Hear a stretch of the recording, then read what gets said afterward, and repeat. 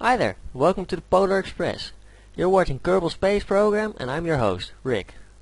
Before we begin with our flight to the North Pole, I want to show you a little random plane I made first. I called it the bird plane, and in a moment you'll see why. It's just a little plane I made for fun. Jebediah is gonna help me demonstrate it today. And yeah, the demonstration will begin as soon as I get airborne.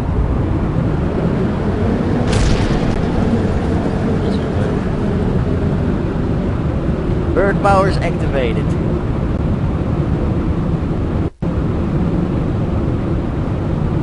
This was one short demonstration.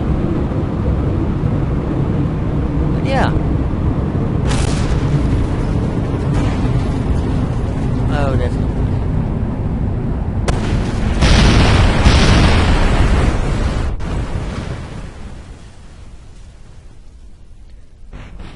Any landing you can walk away from was a good landing. Anyway, let me restart the flight and get it proper airborne so that I can fully explain why the wings are flapping like a bird.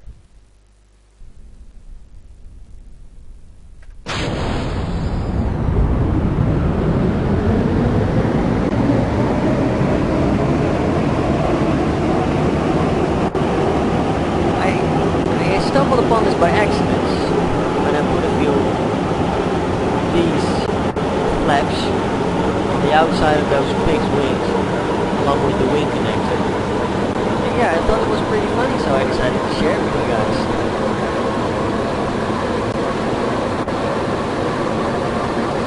It's not that hard to make, you just have to make sure that the flaps stay on.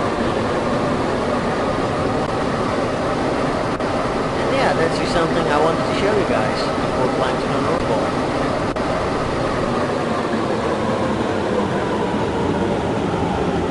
Now we'll land Jebediah in the water and let's get started on going to the moon.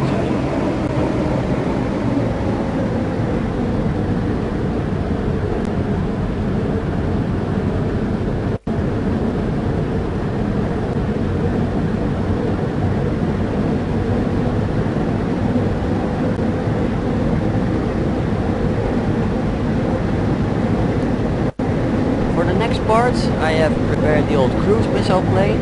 I have made a few more adjustments to it, and I put basically a few more jet engine. No, I put some more fuel on the side of the wings. You'll see in a moment. Jebediah is nearly in the water, theoretically safe. Moving a tampon.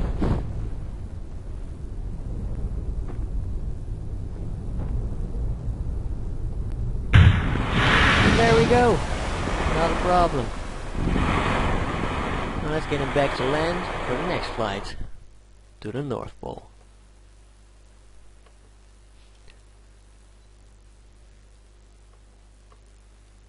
As you can see, version 3, I put these little fuel tanks on with some flaps and stuff to keep it in the air.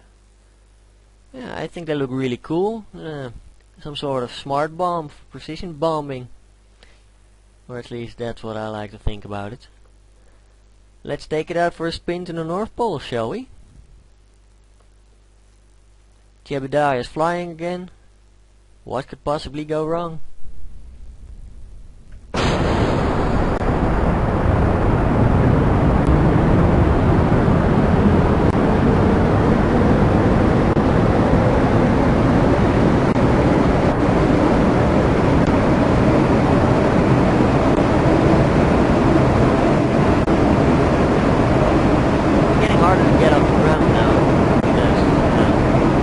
A lot of extra weight on the outside of the wings, but in a moment you'll see it's totally worth it. I've also figured out a new way to run a cruise missile. Instead of making it these 180 degrees stern, I'm just going to drop it like this, and then for the two other fuel tanks I'll make a deep dive on it, just for some added effect. And then we'll start heading north to the North Pole. Who knows what secrets we might find.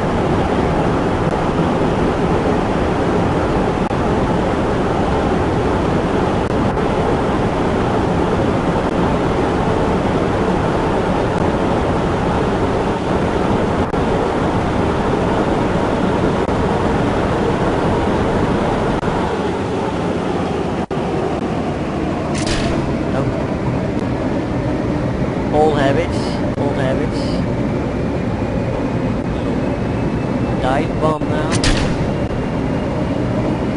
And easy without a problem. Let's go to the North Pole.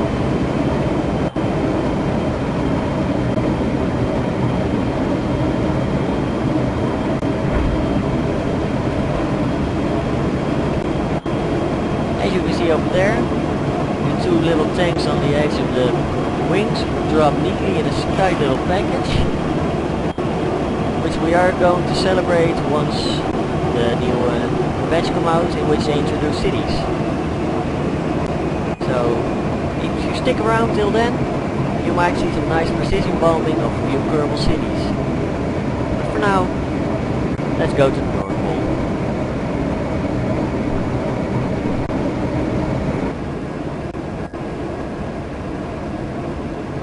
Hi guys, welcome back. As you can see, we're now above the North Pole.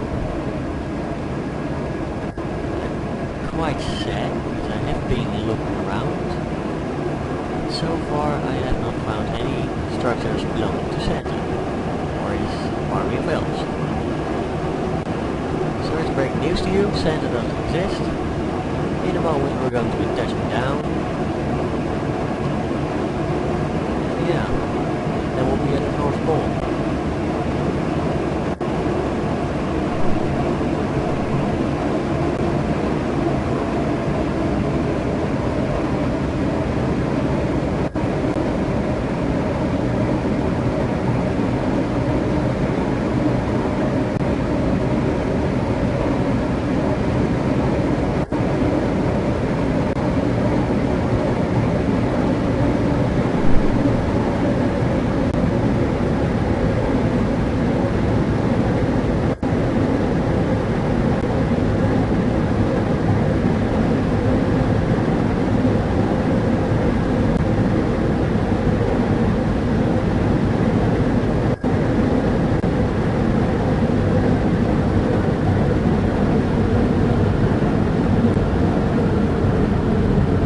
The trick is to wait with landing until you see a shadow, because as you can see it's almost impossible to navigate on the horizon itself, because it's all just plain white. You don't know exactly how high the ground is. To prevent unnecessary death of Jebediah or any other players you might have involved, I really suggest waiting until about 300 meters.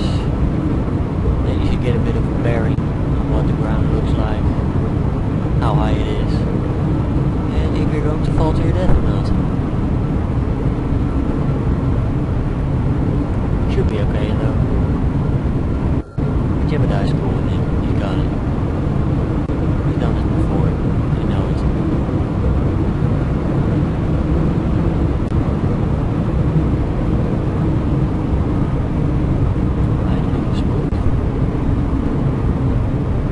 In the road or anything like that. No shadow there. Here goes nothing.